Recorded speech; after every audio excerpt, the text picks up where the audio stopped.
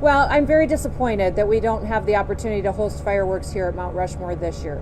That is something that we did for many, many years, that we lost during the Obama administration, and they returned last year with an incredible event. It was an event that unified our country, that I think all of us were proud to be a part of, and I was hoping we could do that this year as well, and that President Biden would come and be a part of it.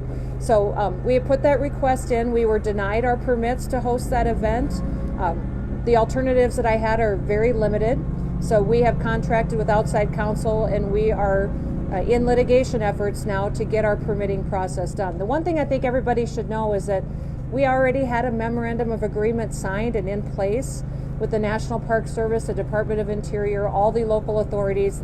The agreement was already signed, and by not giving us our permits, they should have given us a reason as to why. There was no reason given as to why we can't host the fireworks events. It wasn't based on environmental issues, it wasn't based on staffing issues or fire danger issues. It was just because they didn't want us to have them. So that's why we're in a lawsuit now, and we're hopeful that we can get a resolution in time to still celebrate America's independence. Yes.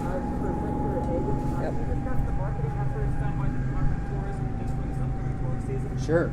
Yeah, so we have a three-phase marketing campaign. So one, we have a segment of the American population that still isn't quite ready to travel yet, and we're sympathetic to that. And so our message to them is, when the time is right for you and you feel comfortable in traveling again, great places are waiting.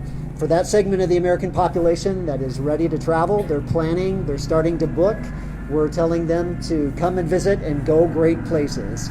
And then we have a third segment, is they're already coming. And so our message to them is great faces, great places. So it's a three-phase approach. Think of it as a stoplight approach, a red light, a green light, and a yellow light. And we're already receiving fantastic responses. In fact, Governor, I should tell you, this is just brand new this morning. Over the past 30 days, our website traffic is up 174%. And our inquiries are up 253%, and that's vacation guide requests, folks signing up for newsletters. So people are really responding to the marketing campaign.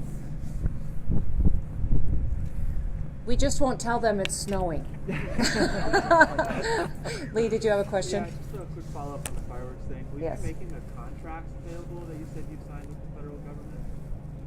You mean, well, they're all a part of the litigation and the legal documents that have been filed as a part of the lawsuit. So those should be public already. Okay. Yep. Yes.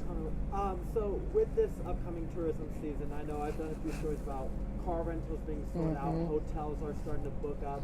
Tourism season kind of never stopped from last year from what I've heard. So what are you expecting for this upcoming tourism season? What you're talking Okay. about. Sounds good. Great question. All indications are it's going to be a very strong summer season. We're hearing that from partners across the board.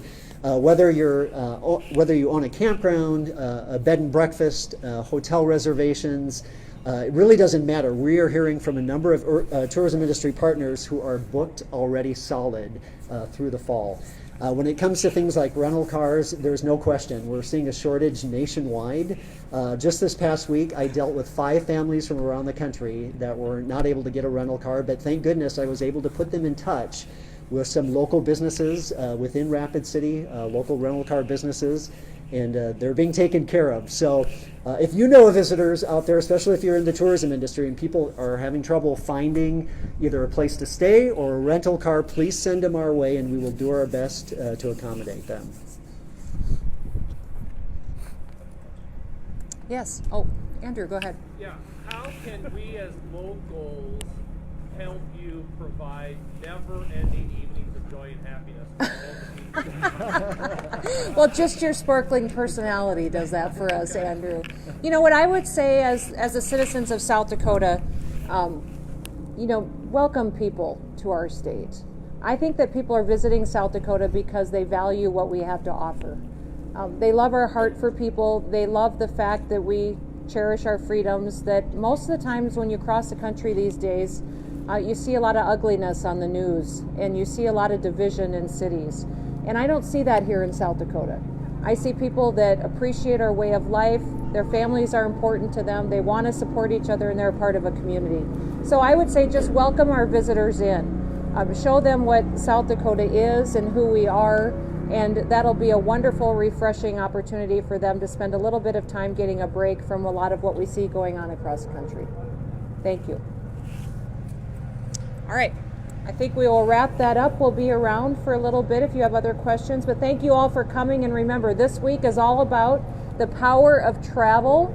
So go around and talk to people, make sure they're talking about the opportunity to come and visit South Dakota this year. We are excited about the tourism industry and about what it can provide for our state long into the future. Have a wonderful day. Stay warm.